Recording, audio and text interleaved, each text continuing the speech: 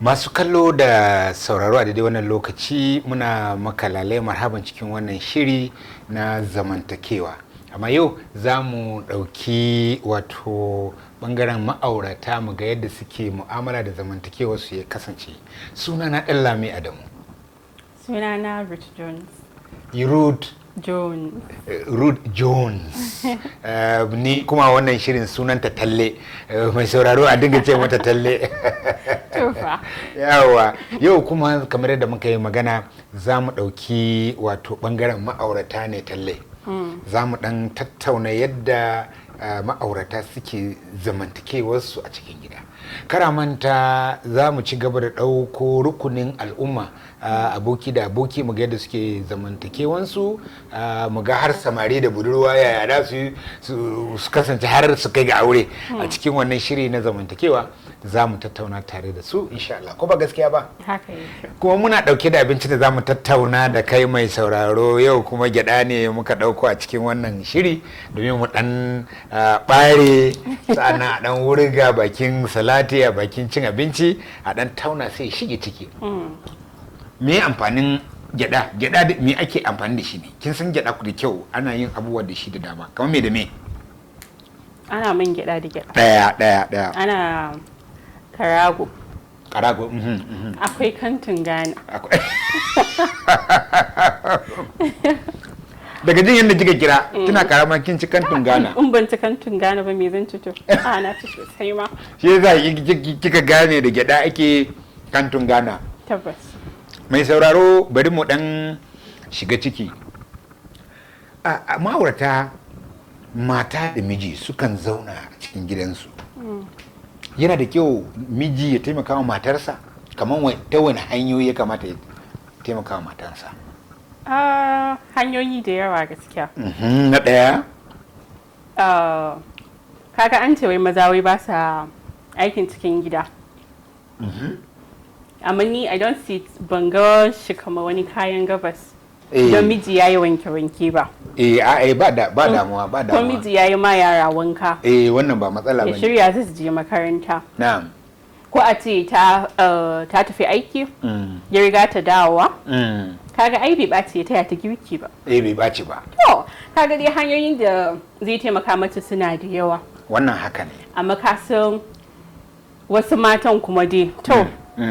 But it's still good namiji ka wanke-wanken cikin shara. To wasu dai sun ce kasa akwai traditions ma. Al'adu haka. Wasu sun ce wai ba sa shara. A wasu al'adan maza ba za su yi shara. Ba sa daga sun siya su share cikin gida. Amma to da wayannan abubuwan ai babu amfanin su.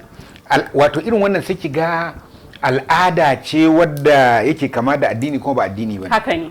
Gaskiya haka. Yanzu koma al'adan Hausa akwai waɗansu mutane da zaki ga suna maganan cewa ka taimaka wa matarka sai a ce ai mijin ta ce ne.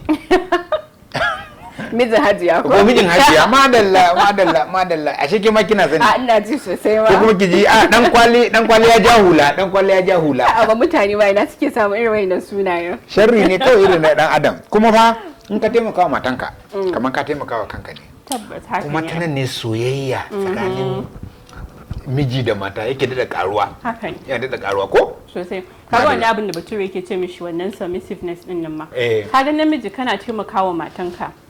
Tana wancan kana wannan, tana wannan kana yi wancan. Kaga naturally ba sai ka enforcing wannan ko gada mata ni ne namiji in na ce kaza dole ki kaza duk wannan bai taso ba. Kana kyautata mata. Kana mata daidai iya gurgudu daidai inda karfinka da ya bukaci ka mata.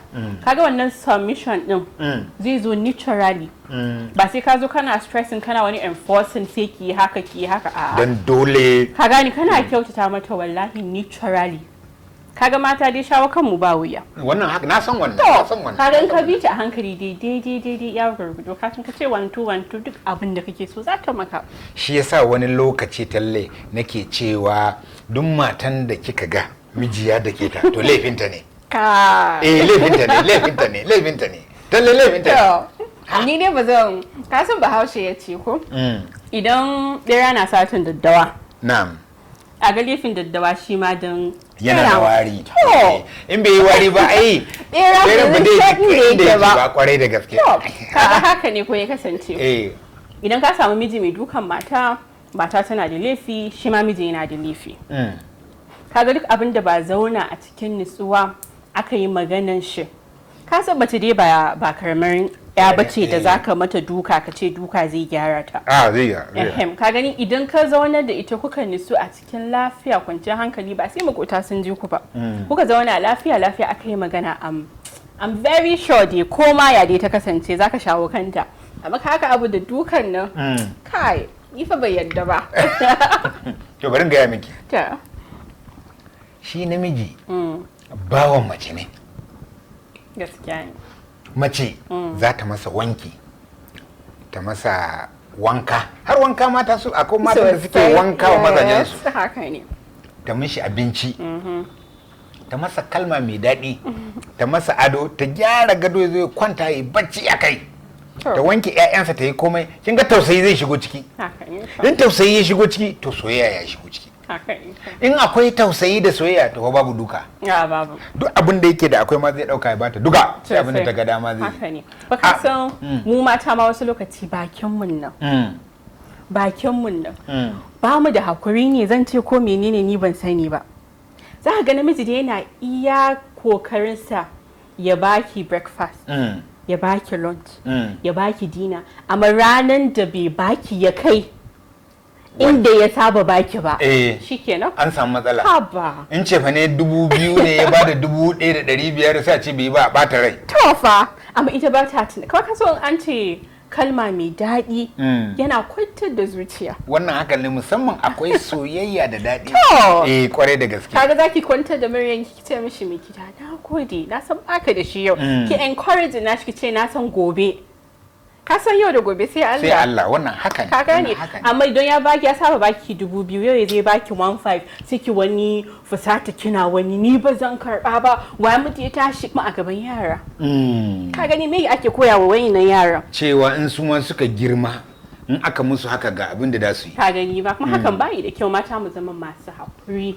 mu zama masu faɗan kalmomi masu daɗi wa mazajenmu don su ma su ji daɗin kyautata mana ta wani bangaren labarin wani bawan Allah da kullum idan ya tashi akan ce wane ka dinga yaba wa matanka idan ta yi girki ko ta yi wanki kana yaba mata shi baya in an ci abinci ko zai fiyu ya fita in ya ci abinci ko zai fiyu ya fita ranar nan da ya ji wannan nasiha da wa'azi sai ya dawo gida sai ce yau kan na ji daɗin abincinki ya yi daɗi daga yau baran ƙara cin abinci a waje ba sai anan ko bai yi ba ma zan jira saboda ka ga 10,000 na baki kyauta saboda abincinki ya yi daɗi ka ji gaskiya sai fuskanta sai ta ɓata rai da ta yi kuka me ke faruwa kuma to sanda na je na karɓo abinci a anguwa tun da ina kawo maka abinci baka yaba ba sai na anguwa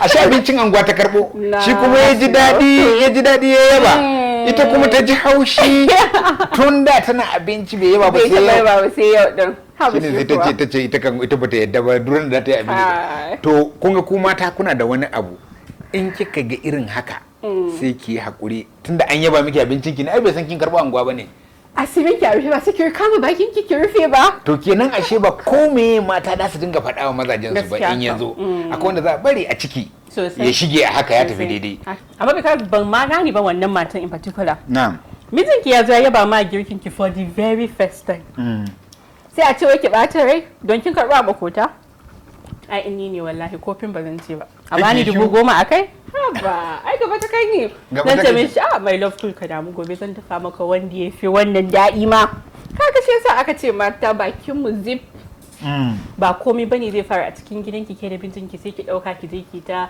bayyana a ki ce kaza ko wani abu da zai faru a cikin gidanku daga can ki zo ki samu mijinki ki zo ki dace a wani wancan let to be secretive in ji bature magana yadda da maganan ki kar a yi wani zama tsakanin makaho da wani mai gani tofa sai aka kawo musu gyada gaban su suna ci